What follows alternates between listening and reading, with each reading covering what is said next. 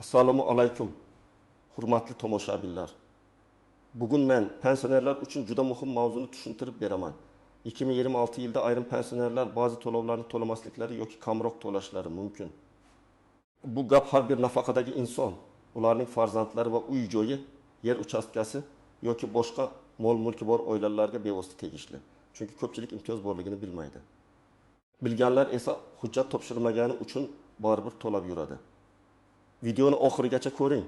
Chunki men kimlar to'lamasligi mumkin, kimlar baribir to'lashi kerak, qaysi holatlarda imtiyoz bekor bo'lishi mumkin, qayerga murojaat qilish kerak va qanday hujjatlar kerakligini oddiy tilda tushuntiraman.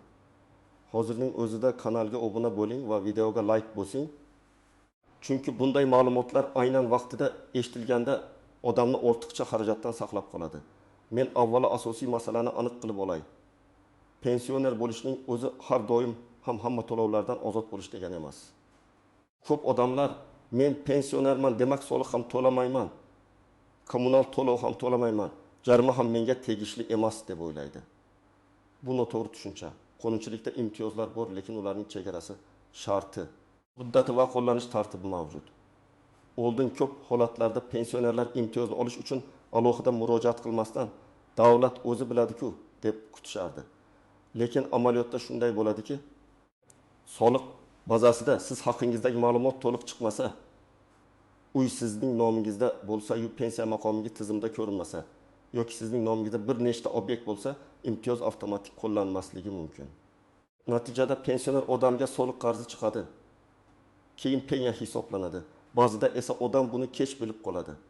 2026 yilga kelib, asosiy e'tibor elektron ma'lumotlar almashinuvi, kadastr, soliq, pensiya va mahalla tizimlarining bir-biriga bog'lanishiga qaratilmoqda. Bu nimani anglatadi? Agar ma'lumotlar to'g'ri bo'lsa, ayrim imtiyozlar avtomatik ko'rinishi mumkin. Lekin ma'lumotlarda xato bo'lsa, pensionerning o'zi harakat qilmasa, imtiyoz qog'ozda bor, hayotda esa qo'llanmay qolishi mumkin. Shuning uchun men bugun aynan shuni aytmoqchiman. 2026 yilda pensionerlar ayrim mol-mulk solig'i, yer solig'i yoki mahalliy tartibda belgilanadigan ba'zi to'lovlar bo'yicha imtiyozdan foydalanishi mumkin, lekin buning uchun o'z huquqini bilishi, hujjatini tekshirishi va kerak bo'lsa ariza berishi shart. Men eng ko'p uchraydigan holatdan boshlayman.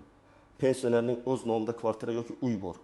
Masalan, Toshkent shahrida yoki viloyatda bir pensioner onaxonning nomida 2 xonali kvartira bor. U shu uyda yashaydi. Boshqa uy yo'q. Uy ijara uchun berilmagan, tadbirkorlik uchun ishlatilmaydi. Bunday holatda amaldagi tartib va imtiyoz shartlariga qarab pensioner mol-mulk solig'i bo'yicha yengillik olishi mumkin. Lekin shu yerda juda muhim joyi bor. Imtiyoz odatda cheksiz hamma mulkka emas, ma'lum turdagi obyektga, ma'lum shartlarda, ko'pincha bitta turar joyga nisbatan qo'llanadi. Oddiy misol, otaxonning nomida bitta hovli bor. Hovlining kadastr qiymati yuqori emas. U yerda oilasi bilan yashaydi. Soliq organida otaxonning pensiya oluvchiligi to'g'ri ko'rsatilgan. Shunda mol-mulk solig'i bo'yicha imtiyoz qo'llanishi mumkin. Lekin agar otaxonning nomida bitta hovlidan tashqari yana bitta kvartira ham bo'lsa, masala murakkablashadi. Imtiyoz ikkala obyektga ham avtomatik qo'llanadi deb o'ylash xato. Ko'p hollarda imtiyoz faqat bitta obyektga yoki belgilangan mezon doirasida beriladi. Qaysi obyektga qo'llanishi esa soliq organi ma'lumotlariga, arizaga yoki belgilangan tartibga bog'liq bo'lishi mumkin. Endi raqam bilan tushuntiraman. Tasavvur qiling, pensionerning nomida 300 million so'mlik kvartira bor va yiliga shartli ravishda 2 ming so'm mol-mulk solig'i hisoblangan. Agar u imtiyozli toifaga kirsa va ma'lumotlari to'g'ri bo'lsa, bu summa kamayishi yoki umuman undirilmasligi mumkin. Lekin agar u ariza bermagan, pensiya guvohnomasi yoki elektron ma'lumot tizimida ko'rinmagan bo'lsa, soliq xabarnomasida baribir 2 ming so'm chiqishi ehtimoli bor. Odam esa men pensionerman deb to'lamay yuradi. 1 yil o'tadi, keyin qarz ustiga pensiya qo'shiladi. Mana shu holat eng ko'p uchraydigan xatolardan biridir. Kimlar albatta tekshirishi kerak? Birinchidan, nomida uy, kvartira, dala, hovli, noturar joy yoki yer uchastkasi bor pensionerlar. Ikkinchidan, yaqinda pensiyaga chiqqanlar. Chunki pensiyaga chiqish sanasi bilan soliq tizimida imtiyoz ko'rinishi orasida vaqt farqi bo'lishi mumkin. Uchinchidan, yaqinda uy sotib olgan, meros olgan yoki uyini farzandi nomidan o'z nomiga o'tkazgan pensionerlar. To'rtinchidan, nomida bir nechta obyekt bo'lganlar. Beshinchidan, uyning bir qismini do'kon, ustaxona, ombor yoki ijara uchun ishlatayotganlar. Kimlar nisbatan xotirjam bo'lishi mumkin? Agar sizning nomingizda faqat bitta turar joy bo'lsa, siz pensiya oluvchi sifatida tizimlarda to'g'ri ko'rinsangiz, soliq kabinetida yoki soliq organida imtiyoz aks etgan bo'lsa, sizda ortiqcha xavotir kamroq bo'ladi. Lekin men baribir yilga kamida bir marta soliq qarzi bor yo'qligini tekshirishni tavsiya qilaman. Chunki kadastrdagi xato manzil o'zgarishi, uy maydoni noto'g'ri kiritilishi yoki obyekt turi noto'g'ri belgilanishi ham soliq hisob-kitobiga ta'sir qiladi. Yana bir real hayotiy misol. Bir pensioner ayolning nomida hovli bor. Lekin hovlining old qismida o'g'li kichik do'kon ochgan. Hujjatlarda bu joy hali ham turar joy sifatida ko'rsatilgan bo'lishi mumkin, lekin amalda tadbirkorlik maqsadida foydalanilyapti. Agar soliq organi buni aniqlasa, imtiyoz masalasi qayta ko'rib chiqilishi mumkin. Chunki pensioner imtiyozi odatda shaxsiy yashash uchun mo'ljallangan mulkka beriladi. Daromad olish yoki biznes yuritish uchun ishlatilayotgan qismga esa boshqa tartib qo'llanishi mumkin. Yana bir misol, otaxonning nomida yer uchastkasi bor, lekin u yerda uzoq yillardan beri hech narsa qilinmagan. Kadastr hujjati eski, chegaralar aniq emas. Otaxon bu yer menga kerak emas, men to'lamayman deb o'ylaydi. Lekin yer solig'i mulk huquqi yoki foydalanish huquqi mavjud bo'lgan yerga hisoblanishi mumkin. Agar imtiyoz bo'lmasa yoki imtiyoz tasdiqlanmasa, qarz yig'iladi. Shuning uchun yer masalasida ham men pensionerman deyishning o'zi yetarli emas, hujjatdagi maqom va imtiyoz asosi tekshirilishi kerak. Endi eng muhim nozik joylarga o'tamiz. Birinchi nozik joy, imtiyoz har doim ham avtomatik emas. Davlat organlari o'rtasida ma'lumot almashinuv kuchaymoqda, lekin men amaliyotda ko'p ko'rganman. Odam pensioner. Lekin tizimda uning maqomi yangilanmagan. Uy uning nomida, lekin kadastr ma'lumotida manzil boshqacha. Pasport ma'lumotlari yangilangan, lekin soliq bazasida eski ma'lumot turibdi. Bunday holatda imtiyoz qo'llanmay qolishi mumkin. Ikkinchi nozik joy, imtiyoz muddatga bog'liq bo'lishi mumkin. Masalan, odam 2026 yilning iyul oyida pensiyaga chiqdi. U men 2026 yil uchun umuman soliq to'lamayman deb o'ylashi mumkin. Lekin ayrim hisob kitoblarda imtiyoz pensiya maqomi paydo bo'lgan sanadan, ayrimlarda esa keyingi davrdan hisoblanishi mumkin. Shuning uchun to'liq yil bo'yicha emas. Aynan qaysi sanadan boshlab qo'llanishini soliq organidan yozma yoki elektron tarzda aniqlab olish kerak. Uchinchi nozik joy, bir nechta mulk bo'lsa imtiyoz tanlash masalasi. Masalan, pensionerning nomida biri 200 million so'mlik eski uy, ikkinchisi 600 million so'mlik yangi kvartira bor. Agar imtiyoz faqat bitta obyektga berilsa, qaysi obyektga qo'llangani juda muhim. Agar tizim avtomatik ravishda kichikroq soliq chiqadigan obyektga imtiyoz qo'llab qo'ysa, odam baribir katta summani to'lashga majbur bo'lishi mumkin. Shu sababli men doim maslahat beraman. Nomingizda bir nechta mulk bo'lsa, soliq organiga murojaat qilib, imtiyoz qaysi obyektga qo'llanayotganini aniq bilib oling. To'rtinchi nozik joy, farzandlar nomidagi mulk. Ko'p oilalarda uy aslida pensioner ota-onaga tegishli bo'ladi. Lekin hujjat farzand nomida rasmiylashtirilgan. Bunday vaziyatda ota yoki ona pensioner bo'lgani uchun imtiyoz avtomatik berilmaydi. Chunki soliq hujjatdagi mulkdorga qarab hisoblanadi. Agar uy o'g'ilning nomida bo'lsa, o'g'il pensioner bo'lmasa, ota-onaning pensiya maqomi bu uyga imtiyoz bermasligi mumkin. Bu juda muhim. Uyda pensioner yashaydi bilan uy pensioner nomida degan narsa bir xil emas. 5-chi nozik joy, meros masalasi. Masalan, ona vafot etdi. Uy hujjatda hali ham onaning nomida turibdi. Lekin unda pensioner o'g'il yoki qiz yashayapti. Meros hujjatlari rasmiylashtirilmagan. Bunday holatda soliq, kadastr va huquqiy maqom chalkash bo'ladi. Imtiyoz olish uchun avvalo mulk kimning nomida ekanini, meros rasmiylashtirilganmi yoki yo'qmi, kadastr ma'lumotlari yangilanganmi, shuni hal qilish kerak. Aks holda qarz eski egaga yozilib turishi, keyinchalik merosxo'rlarga o'tishi yoki hujjat rasmiylashtirishda muammo tug'dirishi mumkin. 6-chi nozik joy, kommunal to'lovlar bilan soliqni adashtirmaslik kerak. Mol-mulk solig'i yoki yer solig'i bo'yicha imtiyoz bo'lishi. Elektr, gaz, suv, chiqindi, issiqlik yoki xizmat ko'rsatish to'lovlarini umuman to'lamaslik degani emas. Ayrim hududlarda ijtimoiy himoyaga muhtoj pensionerlar uchun qo'shimcha yordam, kompensatsiya yoki subsidiya bo'lishi mumkin. Lekin bu alohida tartib. Shuning uchun soliqdan ozodman. Demak, kommunal ham to'lamayman deyish xato. Kommunal xizmatlar bo'yicha qarz alohida shakllanadi va u uchun xizmat cheklanishi penya yoki sud tartibi bo'lishi mumkin. 7-chi nozik joy, yolg'iz pensionerlar. Ba'zi ijtimoiy yordam va imtiyozlarda yolg'iz yashovchi, yolg'iz pensioner, kam ta'minlangan oila ijtimoiy reyestrga kiritilgan degan tushunchalar ishlatiladi. Bu oddiy pensionerlikdan farq qiladi. Masalan, bir onaxon pensiya oladi, lekin farzandlari bilan birga yashaydi. Boshqa bir onaxon esa rostdan ham yolg'iz yashaydi. Daromadi faqat pensiya, yordamga muhtoj. Ikkinchi holatda mahalla va ijtimoiy himoya organlari orqali qo'shimcha yordam olish imkoniyati ko'proq bo'lishi mumkin. Lekin buni ham hujjat bilan tasdiqlash kerak. 8-chi nozik joy, qarz allaqachon paydo bo'lgan bo'lsa. Ko'pchilik shunday deydi. Men pensioner ekanimni endi bildirdim. Demak, avvalgi qarzlar o'chiriladimi? Bu savolga javob har doim ham bir xil emas. Agar soliq noto'g'ri hisoblangan bo'lsa, qayta hisob-kitob so'rash mumkin. Agar imtiyoz huquqi bo'lgan, lekin ma'lumot xatosi sabab qo'llanmagan bo'lsa, tegishli hujjatlar bilan murojaat qilib qayta ko'rib chiqishni talab qilish mumkin. Lekin agar qarz qonuniy hisoblangan bo'lsa, faqat men bilmagan edim degan sabab uni avtomatik o'chirmaydi. Endi men sizga aniq qadamlarni aytaman. Birinchi qadam, o'zingizning nomingizda qanday mulklar borligini aniqlang. Buning uchun kadastr ma'lumotlarini tekshiring. Agar imkoningiz bo'lsa, MyPOK.uz soliq organining elektron xizmatlari yoki kadastr xizmatlari orqali tekshirish mumkin.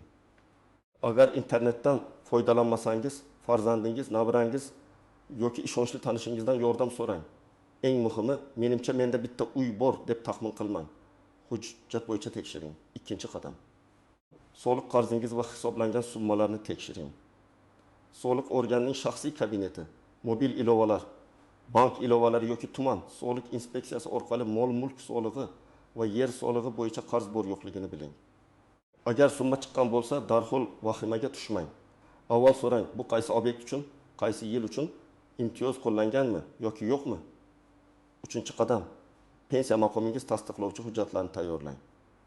Odatda pasport yoki ID karta, pensiya guvohnomasi yoki pensiya oluvchi ekaningizni tasdiqlovchi ma'lumot, kadastr hujjati, mulk huquqini tasdiqlovchi hujjat kerak bo'lishi mumkin. Agar siz yolg'iz yashovchi yoki ijtimoiy himoyaga muhtoj toifaga kirsangiz, mahalladan ma'lumotnoma, ijtimoiy reyestrga kiritilganlik haqidagi ma'lumot yoki boshqa tasdiqlovchi hujjatlar so'ralishi mumkin. 4-qadam. Soliq organiga ariza yozing. Arizada juda murakkab gaplar shart emas. Mazmuni shunday bo'lishi kerak. Men pensiya oluvchiman. Mening nomimdagi falon manzildagi turar joy yoki yer uchastkasi bo'yicha qonunchilikda nazarda tutilgan imtiyozni qo'llashingizni, hisoblangan soliqni qayta ko'rib chiqishingizni va imtiyoz qaysi davrdan qo'llanishini yozma ravishda tushuntirishingizni so'rayman. Arizaga pasport nusxasi, pensiya hujjati va kadastr hujjatini ilova qiling. 5-qadam.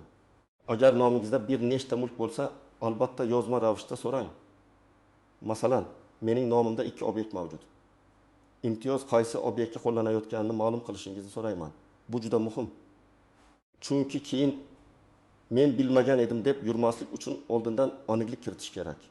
6-qadam. Kommunal to'lovlar bo'yicha alohida tekshiring.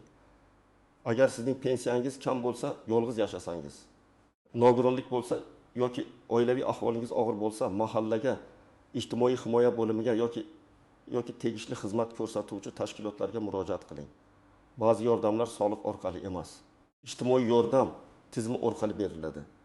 Masalan, bir martalik moddiy yordam, subsidiya, kompensatsiya yoki ijtimoiy xizmatlar bo'lishi mumkin. Buni soliq imtiyozi bilan aralashtirmang. 7-qadam. Hamma javobni og'zaki emas. Imkon qadar yozma yoki elektron shaklda oling.